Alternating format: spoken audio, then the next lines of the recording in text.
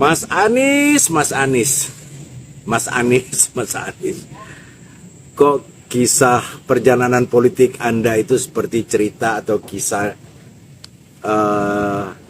Nabi Musa dengan Fir'aun? Sejak awal kehadiran Nabi Musa itu sudah menjadi persoalan atau dicegah kelahirannya oleh Fir'aun. Merujuk dari kisah itu, sepertinya mirip-mirip.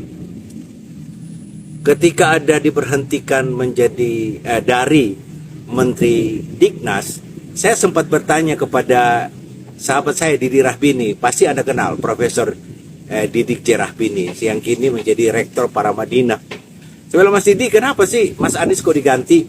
Iya, katanya ada di Tenggarai Anies mempersiapkan diri untuk menjadi calon presiden. Mas Anies, Mas Anies. Tiba-tiba Anda menjadi gubernur. Itu pun dia mencegah Anda menjadi kandidat gubernur. Segala upaya dilakukan oleh Pak Lurah ya. Saya tidak menyebut dia sebagai Fir'aun. Saya menyebut dia Pak Lurah mencegah kehadiran atau Anies menjadi kandidat. Dan akhirnya terpilih.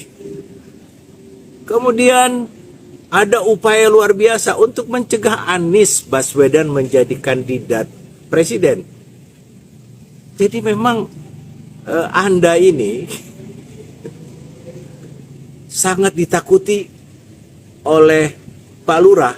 Persis kisah Fir'aun. Takut sekali dia dengan kehadiran Nabi Musa pada saat itu. Tapi karena Tuhan berkehendak, sebesar apapun kekuasaan Fir'aun tidak bisa membendung lahirnya atau hadirnya Nabi Musa yang saat ini menjadi kisah yang luar biasa itu. Mas Anies, Mas Anies, berbagai upaya untuk mencegah KPK digunakan, Anda kemana-mana juga dihalau, atau Anda kemana-mana dicegah. Segala upaya dilakukan oleh Pak Lurah. Persis kisah Fir'aun dan Nabi Musa.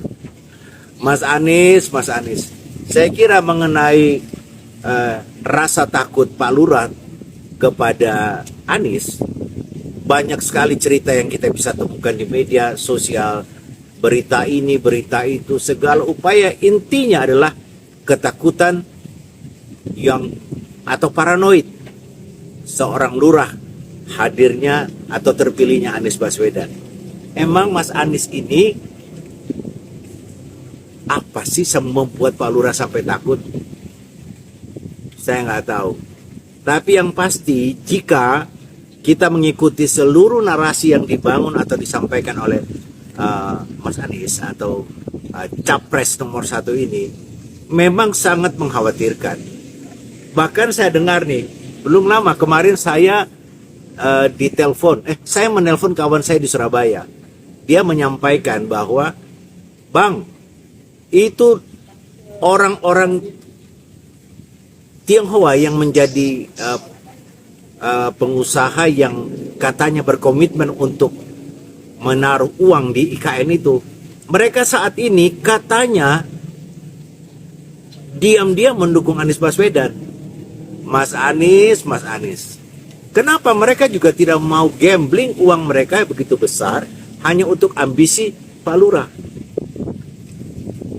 Jadi saya kira alam memang memihak kepada Mas Anies. Tidak ada yang bisa mencegahnya jika Tuhan sudah berkehendak. Siapapun dia, bansos diturunkan, aparat digunakan, ASN dimanfaatkan, kepala desa juga diteror dengan berbagai macam cara. Tapi kalau Tuhan sudah berkehendak lain, maka kisah Nabi Musa dan Fir'aun akan terulang kembali pada 2024 nanti. Ini pada saat Pilpres 14 Februari mendatang. Salam akal sehat. Tebalkan rasa keimanan kita, sensitivitas kita terhadap tanda-tanda alam perlu kita asah dalam rangka menanti kehadiran calon presiden yang baru sesuai dengan kehendak Tuhan. Salam.